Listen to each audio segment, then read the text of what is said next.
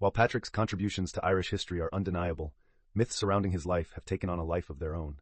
Stories of miraculous deeds and supernatural events have overshadowed historical truths, transforming him into a larger-than-life figure. Let's explore real St. Patrick, his origins, his mission in Ireland, and how his legacy became intertwined with legend over the centuries. St. Patrick's story begins not in Ireland, but in Roman Britain, where he was born in the late 4th or early 5th century. While the exact location of his birth remains uncertain, most scholars believe he was from what is now Scotland, possibly near Dumbarton, while others suggest he may have come from Wales. Regardless of the precise location, Patrick was a Roman Briton, born into a society heavily influenced by Roman rule and Christian tradition. His birth name was likely Mewin Sacat, and he grew up in a privileged family. His father, Calpurnius, was a deacon, and his grandfather, Potitus, was a priest. However, despite this religious background, Patrick admitted in his writings that he was not particularly devout as a child. His life changed dramatically when he was captured by Irish raiders during one of their frequent attacks on the western coasts of Roman Britain. These raids intensified as Rome's grip on Britain weakened, leaving settlements vulnerable. Patrick, around 16 years old at the time, was taken across the Irish Sea and sold into slavery. He was forced to work as a shepherd in the rugged and remote hills of Ireland, enduring harsh conditions with little food or shelter. The isolation and suffering he endured during his captivity shaped him profoundly, and it was during this period that he turned to prayer for solace and strength. In his autobiographical work, Confessio, Patrick described how his faith grew during his enslavement. He wrote that he prayed 100 times a day and found comfort in his deepening relationship with God. This period of hardship transformed him from a wayward youth into a devout believer. His time in Ireland not only strengthened his faith, but also gave him a unique understanding of the Irish people, their culture, and their language, knowledge that would later prove essential in his mission to convert them to Christianity. After 6 years of captivity, Patrick had a dream in which he believed God was telling him to escape. Acting on this vision, he fled his master and embarked on a treacherous journey across Ireland, eventually reaching a port where he convinced sailors to take him back to Britain. His journey home was perilous, and once he finally reunited with his family, he struggled to find his place in the world. Despite his traumatic experiences, Patrick felt a growing sense that his purpose lay not in Britain, but back in Ireland. His calling became undeniable after another vision, in which he heard the voice of the Irish, pleading with him to return. He interpreted this as a divine mission to bring Christianity to the Irish people.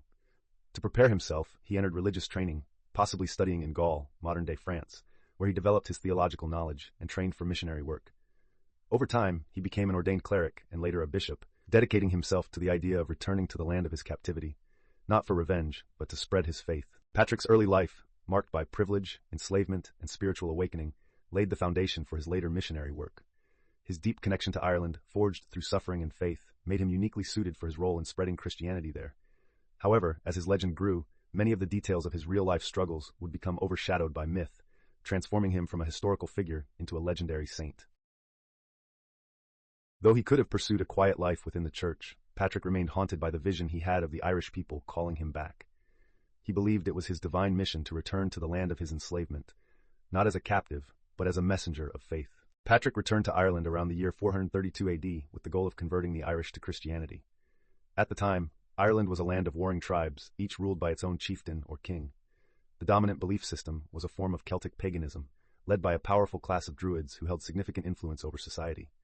Unlike the structured Christianity of the Roman world, Irish religion was deeply tied to nature, oral traditions, and ritual practices. Patrick's task was monumental.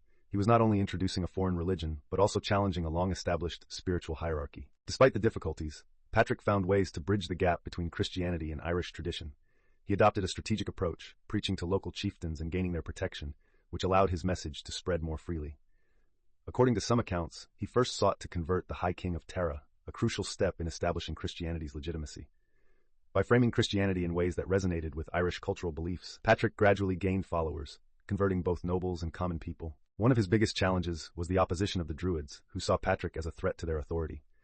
Some sources suggest that Patrick was frequently in danger, facing hostility from those who resisted his message. He was likely imprisoned or attacked on multiple occasions, yet he persisted. His ability to navigate these dangers, combined with his knowledge of Irish customs, allowed him to make gradual but lasting progress in spreading the Christian faith. Over time, Patrick's influence grew, and he established churches, schools, and monasteries across Ireland. His efforts helped lay the foundation for what would become a deeply Christian nation, though this transformation did not happen overnight. The process of conversion took generations, with Christian and pagan traditions often blending together in ways unique to Ireland. Patrick's real work was less about miraculous feats and more about patient, strategic evangelism, relying on diplomacy, perseverance, and cultural understanding. Though his mission was not without struggle, Patrick's return to Ireland ultimately changed the course of the nation's history. His work established the roots of Christianity in Ireland, and over the centuries his legacy evolved into legend, turning him into a mythical figure far greater than the historical man himself. Driving out the snakes. One of the most famous legends about St. Patrick is that he drove all the snakes out of Ireland. According to the story, he stood on a hill, raised his staff, and commanded the serpents to flee into the sea, never to return. However, scientists and historians widely agree that Ireland never had native snake populations due to its cold climate and geographic isolation. The tale is likely symbolic, representing Patrick's role in converting Ireland from paganism to Christianity. Snakes were often associated with Druidic and Celtic spiritual traditions, and the story of their expulsion may metaphorically depict the decline of these pre-Christian religious practices. The legend of Patrick banishing snakes aligns with broader themes in Christian tradition, where serpents symbolize sin and evil, much like in the biblical story of Adam and Eve. As Patrick's influence grew and Christianity took hold, the tale of his spiritual triumph over the old ways became a powerful narrative. The story reinforced his role as Ireland's protector, framing him as a figure who not only spread Christianity, but actively removed its spiritual opposition. Over time, this symbolic act became one of the defining aspects of Patrick's legacy, even though there is no historical basis for it. Using the shamrock to explain the Trinity. Another enduring myth surrounding St. Patrick is that he used the three-leafed shamrock to explain the concept of the Holy Trinity to the Irish people. According to tradition, Patrick plucked a shamrock from the ground and demonstrated how one plant could have three distinct leaves, just as the Christian God exists as the Father, Son, and Holy Spirit. This simple but effective teaching tool supposedly helped convert many Irish pagans who were already familiar with triadic symbols in their religious beliefs. While the story is widely told, there is no direct historical evidence that Patrick used the shamrock in his teachings. The earliest written accounts of this legend did not appear until centuries after his death. However, the concept of using natural symbols to convey religious ideas was common in early missionary work, making it plausible that Patrick or later Christian figures used such an analogy. Regardless of its authenticity, the shamrock became an enduring emblem of Irish Christianity and national identity, further cementing Patrick's association with the symbol. St. Patrick's miracles and mythologized feats. Like many revered religious figures, St. Patrick's life became intertwined with miraculous tales over the centuries. In addition to driving out snakes and using the shamrock as a teaching tool, he was credited with raising the dead, healing the sick, and fasting atop Croagh Patrick, a sacred Irish mountain, for 40 days and nights.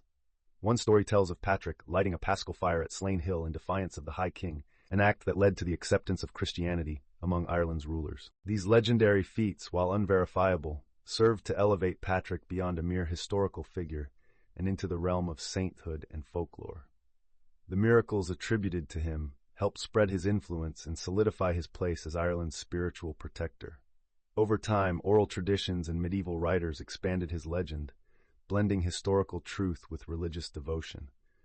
Whether or not these miracles truly occurred, they shaped Patrick's lasting image as a divine figure who transformed Ireland and ensured the survival of Christianity on the island.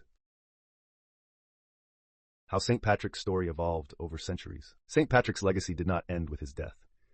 Over the centuries, Irish monks and Christian scribes played a significant role in shaping his legend, ensuring that his influence grew beyond his own writings.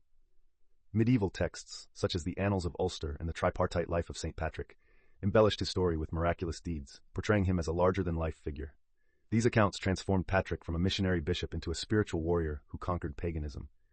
As these stories were copied and retold, Patrick's image as the patron saint of Ireland solidified, blending history with myth. As Ireland faced waves of political and social upheaval, St. Patrick's legend became intertwined with Irish nationalism.